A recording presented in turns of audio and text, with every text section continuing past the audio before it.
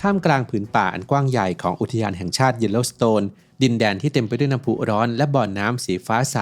มีบ่อน้ำเล็กๆแห่งหนึ่งที่ถูกขนานนามว่า Black Diamond Pool บ่อน้ำแห่งนี้มีสีน้ำเงินขุ่นมัวและผิวน้ำที่ดูสงบนิ่งไม่น่าเชื่อว่ามันจะซ่อนพลังงานมหาศาลที่พร้อมปะทุขึ้นทุกเมื่อความร้อนและแรงดันที่เก็บสะสมไว้มาถึงจุดวิกฤตบ่อน้ำที่เคยเงียบสงบก็จะแปลสภาพเป็นอสุรกายโคลนเดือดดันน้ำเดือดโคลนและเศษหินพุ่งทะยานสู่ท้องฟ้าหลายร้อยฟุตทำลายทุกสิ่งในรัศมีคลิปนี้จะพาทุกคนไปค้นหาคำตอบครับว่าเหตุใดบ่อน้ำร้อนธรรมดาจึงกลายเป็นระเบิดทำลายล้างได้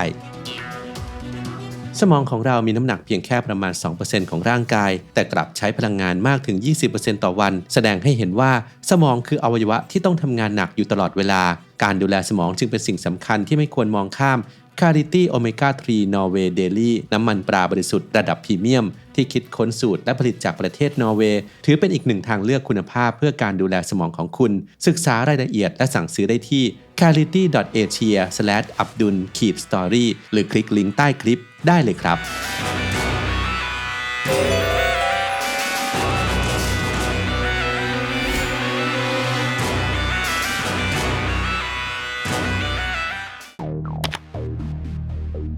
เบื้องหลังความสวยงามของอุทยานแห่งชาติเยลโลสโตนมีทั้งความสวยงามของไอ้น้ำและสีสันของแบคทีเรียที่ทนความร้อน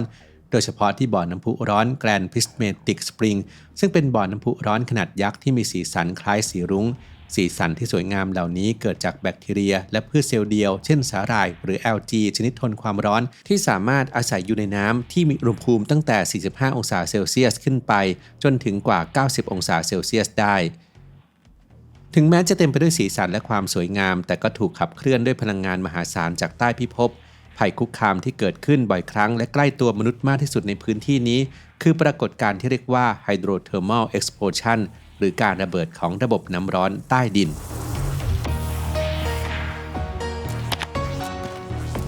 ในพื้นที่ที่เรียกว่าบิสกิตเบซินซึ่งตั้งอยู่ทางตะวันตกเฉียงเหนือของน้ำพุร้อนโอเฟสฟูพื้นที่นี้เคยมีชื่อเสียงจากโครงสร้างแร่ซิลิก้าที่ก่อตัวคล้ายรูปทรงของขนมบิสกิตบริเวณรอบๆแซฟไฟร์พูลสำหรับนักท่องเที่ยวแล้วมันคือธรรมชาติที่แสดงพลังงานความร้อนอย่างงดงามแต่สำหรับนักวิทยาศาสตร์นี่คือห้องทดลองกลางแจ้งที่มีพลวัตสูงแห่งหนึ่งครับ Black Diamond Pool เป็นสระน้ำสีน้ำเงินขุ่นมัวที่ซ่อนตัวอยู่ในมุมหนึ่งของบิสกิตเบซินมีอุณหภูมิเฉลี่ย 64.7 องศาเซลเซียสและมีค่าความเป็นด่างอยู่ที่ pH 8.2 เดิมทีบ่อน้ำแห่งนี้ไม่มีการพ่นน้ำสูงอย่างรุนแรงเหมือนกับน้ำพุร้อนอื่นๆจนกระทั่งเกิดเหตุการณ์ที่เปลี่ยนแปลงภูมิประเทศไปอย่างสิ้นเชิง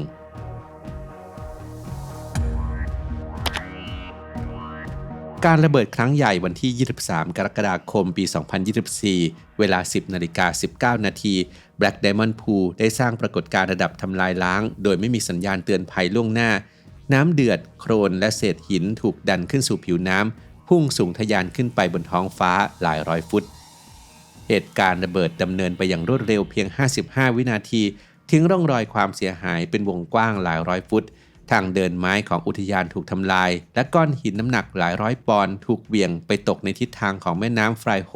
โดยไม่มีผู้ได้รับบาดเจ็บซึ่งหากมีผู้คนอยู่ในบริเวณพื้นที่จะเป็นเรื่องยากที่จะวิ่งหนีทันเพราะหินและโคลนจะพุ่งขึ้นและตกลงมาด้วยความเร็วสูงมากรวมทั้งกินพื้นที่บริเวณกว้างโดยไม่มีไซเรนเตือนภัยล่วงหน้าหรือบังเกอร์หลบภัยนักธรณีวิทยาจากหอดูดาวภูเขาไฟเยลโลสโตนลงพื้นที่สำรวจพบว่าเศษหินที่ถูกพ่นออกมาเป็นหินทรายและหินตะกอนทรายจากระดับความลึกไม่เกิน50เมตรการไม่พบเศษหินไรโอไลท์ซึ่งเป็นหินชั้นฐานลึกเป็นหลักฐานยืนยันว่าการระเบิดมีจุดกำเนิดจากระบบน้ำร้อนตื้นใต้ดินโดยไม่มีความเกี่ยวข้องกับการเคลื่อนตัวของแมกมาความเคลื่อนไหวล่าสุดหลังเหตุการณ์ระเบิดครั้งใหญ่ Black Diamond Pool ยังคงแสดงพฤติกรรมที่คาดเดาไม่ได้อย่างต่อเนื่องจนถึงปัจจุบันในเดือนพฤษภาคมปี 2026 นักวิทยาศาสตร์เรียกการปะทุที่เต็มไปด้วยโคลนและตะกอนนี้ว่า Dirty Eruption กล้องเว็บแคมและผู้เห็นเหตุการณ์สามารถบันทึกภาพพวยโคลนพุ่งสูง 20-30 ฟุตได้หลายครั้งตลอดช่วงปี 2025 ในช่วงปลายเดือนเมษายน ปี 2026 ราววันที่ 28 และ 29 เมษายน เครื่องมือวัดสามารถตรวจจับการระเบิดครั้งใหญ่ที่เจ้าหน้าที่เรียกว่าปรากฏการณ์คาบรูอีซึ่งเป็นคำที่เจ้าหน้าที่แต่งขึ้นเองโดยไม่ใช่ศัพท์ทางวิชาการเหตุการณ์ในวันที่ 29 เมษายนนั้นถือเป็นการระเบิดครั้งใหญ่ที่สุดนับตั้งแต่มีการติดตั้งเครื่องมือวัดในฤดูร้อนปี 2025 ข้อมูลเชิงวิทยาศาสตร์ระบุว่าเหตุการณ์เหล่านี้เป็นเพียงการปรับตัวของระบบน้ำร้อนระดับตื้นเพื่อหาจุดสมดุลใหม่ข่าวสารเหล่านี้ทำให้เกิดกระแสความตื่นตระหนกในวงกว้างบนโลกออนไลน์โดยมักจะถูกเชื่อมโยงไปสู่ความกลัวเรื่องซูเปอร์วอลแคนโนระเบิดขณะเดียวกันสถิติแผ่นดินไหวในภูมิภาคเยลโลสโตนช่วงเดือนเมษายนปี 2026 มีเพียง 97 ครั้งซึ่งอยู่ในระดับต่ำและข้อมูล GPS แสดงให้เห็นว่าพื้นดินของแคลเดราไม่ได้มีการยกตัวขึ้นสิ่งนี้ยืนยันว่าเหตุการณ์ที่เกิดขึ้นไม่ใช่สัญญาณเตือนของซูเปอร์วอลแคนโนระเบิดแต่อย่างใดอย่างไรก็ตามทางอุทยานยังคงปิดให้บริการบิสกิตเบซินตลอดช่วงฤดูร้อนปี 2026 และปิดจนกว่าจะประกาศเพิ่มเติมเพื่อประเมินความเสี่ยงและออกเส้นทางเดินใหม่ให้กับนักท่องเที่ยวเพื่อความปลอดภัย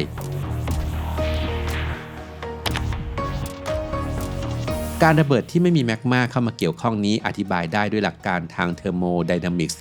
น้ำใต้ดินถูกความร้อนจากแมกมาทำให้มีอุณหภูมิเกิน 200 องศาเซลเซียสแต่ไม่เดือดกลายเป็นไอเพราะถูกกดทับด้วยแรงดันน้ำมหาศาลเกิดเป็นสถานะของเหลวร้อนยวดแต่น้ำร้อนในเยลโลสโตนนั้นเป็นน้ำร้อนที่เต็มไปด้วยแร่ซิลิก้าเมื่อมันเคลื่อนตัวเข้าใกล้ผิวดินและเย็นตัวลงซิลิก้าจะตกตะกอนกลายเป็นซิลิเซียสซินเทอร์ซึ่งเป็นแร่แข็งที่น้ำซึมผ่านไม่ได้กระบวนการนี้สร้างชั้นหินกั้นปิดกั้นไอน้ำและก๊าซเรียกว่าปรากฏการณ์ปิดผนึกตัวเองเมื่อแรงดันสูงทะลุขีดจำกัดน้ำร้อนยวดจะเปลี่ยนสถานะเป็นไอน้ำในชั่วพริบตาและขยายตัวอย่างรุนแรงก่อให้เกิดการระเบิดไฮโดรเทอร์มัลเมื่อแรงดันของไอน้ำที่ถูกกักไว้เพิ่มสูงขึ้นจนทะลุขีดจำกัดความทนทานของชั้นหินที่ปิดผนึกไว้หรือเมื่อเกิดการลดลงของแรงกดทับอย่างกระทันหันน้ำร้อนยวดจะเกิดการเปลี่ยนสถานะเป็นไอน้ำในชั่วพริบตาขยายตัวอย่างรุนแรงจนมีปริมาตรเพิ่มขึ้นหลายร้อยเท่าตามสมการความสัมพันธ์ของคลอเซียสคลาเปรองสมการทางอุณหภลศาสตร์ที่ใช้อธิบายและคำนวณความสัมพันธ์ระหว่างความดันไอและอุณหภูมิเมื่อสารเกิดการเปลี่ยนสถานะเช่นจากของเหลวกลายเป็นไอการขยายตัวในเสี้ยววินาทีนี้ก่อให้เกิดการระเบิดไฮโดรเทอร์มัลที่สามารถระเบิดหินและพื้นดินรอบๆจากพลังน้ำเท่านั้น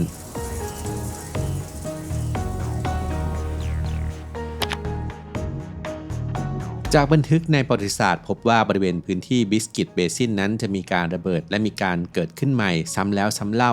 จากภาพถ่ายทางประวัติศาสตร์ Black Diamond Pool ไม่เคยปรากฏอยู่บนแผนที่จนกระทั่งช่วงระหว่างปี 1902 ถึง 1912 ซึ่งเป็นช่วงที่คาดกันว่ามันถือกำเนิดขึ้นจากการระเบิดไฮโดรเทอร์มัลครั้งแรกๆในศตวรรษที่ 20 เหตุการณ์ที่พลิกโฉมบิสกิตเบซินครั้งใหญ่คือแผ่นดินไหวเฮปเกนเลกขนาด 7.3 แมกนิจูดในปี 1959 แรงสั่นสะเทือนครั้งนั้นเปรียบเสมือนการรีเซ็ตระบบท่อส่งน้ำใต้ดินของพื้นที่แชฟไฟพูลซึ่งแต่เดิมนั้นเป็นเพียงบ่อน้ำพุร้อนที่พ่นน้ำสูงไม่เกิน 6 ฟุตกลายเป็นน้ำพุร้อนขนาดยักษ์ที่พ่นน้ำเดือดสูงถึง 150 ฟุตยิ่งไปกว่านั้นการสำรวจตะกอนรอบๆแอ่งน้ำขนาดใหญ่อย่างทะเลสาบเยลโลสโตนก็ยังพบหลักฐานการระเบิดไฮโดรเทอร์มัลครั้งใหญ่ในอดีตเช่นบริเวณแมรี่เบย์หรือเอลเลียสเครเตอร์ซึ่งบางครั้งเกิดจากการกระตุ้นโดยแผ่นดินไหวขนาดใหญ่หรือคลื่นสึนามิในทะเลสาบเมื่อหลายพันปีก่อน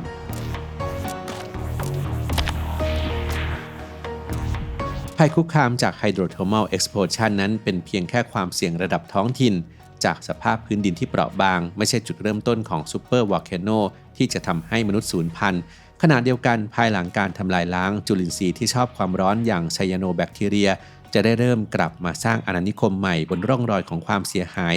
ซึ่งสิ่งมีชีวิตเหล่านี้กำลังถูกวิจัยเพื่อนำไปต่อยอดในการเกษตรยั่งยืนพลาสติกชีวภาพและเชื้อเพลิงชีวภาพเอนไซม์จากแบคทีเรียทนความร้อนในเยลโลสโตนที่ชื่อว่า Thermus aquaticus เคยสร้างความเปลี่ยนแปลงครั้งใหญ่ให้แก่วงการวิทยาศาสตร์มาแล้วด้วยการเป็นกุญแจสำคัญในการพัฒนาเทคนิค PCR ที่ใช้ขยายอนู DNA